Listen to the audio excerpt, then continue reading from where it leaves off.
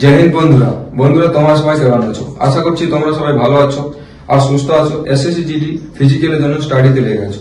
তো বন্ধুরা তুমি যদি এসএসসি জিডি ক্যান্ডিডেট হয়ে থাকো তাহলে তোমার কাছে এই ভিডিওটা অতি গুরুত্বপূর্ণ, কারণ তুমি যখন ফিজিক্যাল দিতে যাবে কোন কোন ডকুমেন্টস লাগবে আর তুমি যে ফার্স্ট চয়েস রেখেছো যদি ওটা তুমি ঠিকঠাক না রেখেছো তাহলে তোমার মেরিটে আসার পর মেডিকেল হওয়ার পরে তোমাকে চাকরি হবে না। তো এই ভিডিও লাস্ট পর্যন্ত দেখো।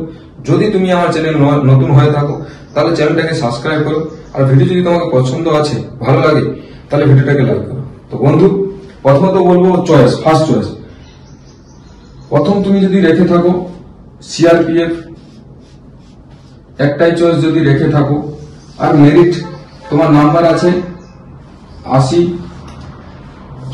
ওয়েস্ট বেঙ্গল ছেলেদের জন্য বলছি 80, আর সিআরপিএফ এ মেরিট গেছে 82, আর তুমি কোনো আর চয়েস রাখোনি তাহলে তোমার মেডিকেল হওয়ার পরে তোমাকে কোনো পোস্ট পাওয়া যাবে না, তোমার জব হবে না।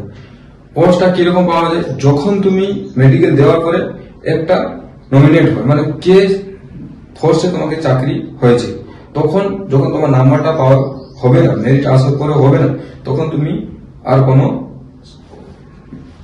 নমিনেটেড নাম আসবে না, তখন তোমার চাকরি হবে না। তো যদি তুমি 2-3টা দিয়েছো আর কম নাম্বার আছে বেশি নাম্বার আছে তাও তুমি আশা রাখলে সিআইএসএফ তোমার জব হবে না। দেখো ধরো তুমি ফার্স্ট চয়েস রেখেছো সিআইএসএফ সবাইকে ভালো লাগে, তারপরে রেখেছো এসএসবি, তারপরে রেখেছো আসাম রাইফেল, তারপরে রেখেছো সিআরপিএফ, ঠিক আছে। আর তুমি পেয়েছো 90 না, তুমি পেয়েছো 102, ঠিক আছে। আর সিআইএসএফ কাট অফ গেছে 110 মতো, সেকেন্ড গেছে 109, আসাম রাইফেলে গেছে তোমার 110, আর সিআরপিএফ গেছে 95 থেকে 98।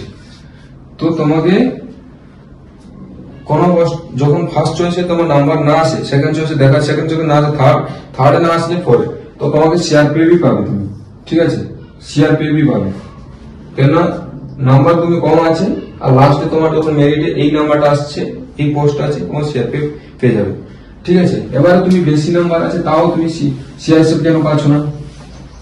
ধরো তুমি রেখেছো সিআরপিএফ,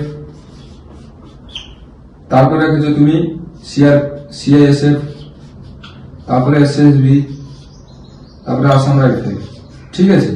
আর এর সিআরপিএফ গেছে পোস্ট 98, আর এর গেছে 102, এর গেছে 101, আর 107 ধরো। আর তোমার নাম্বার কত আছে?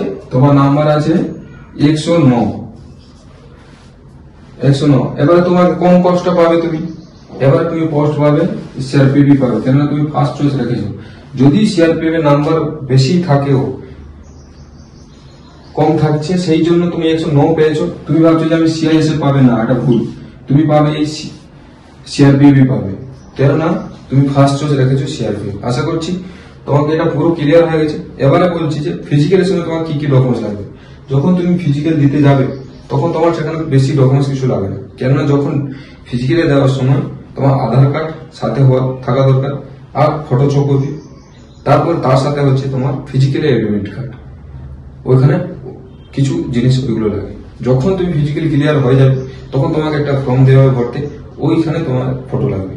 যদি তোমার বাবা মা বা তোমার নামের স্পেলিং ভুল আছে আর তুমি তাকে শুধরাতে চাও তাহলে সেইখানে তুমি ঠিক করাতে পারো ফিজিক্যালি পরে, না হলে মেডিকেলের সময় তোমার ঠিক হয়ে চলে আসবে।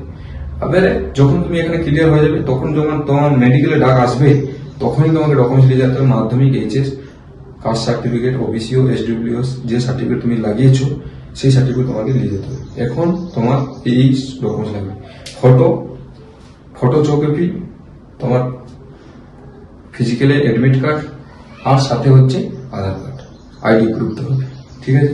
বন্ধুরা আশা করছি তোমাকে ভিডিও ভালো লেগেছে। যদি ভিডিও ভালো লেগে থাকে তাহলে ভিডিওকে লাইক করবে।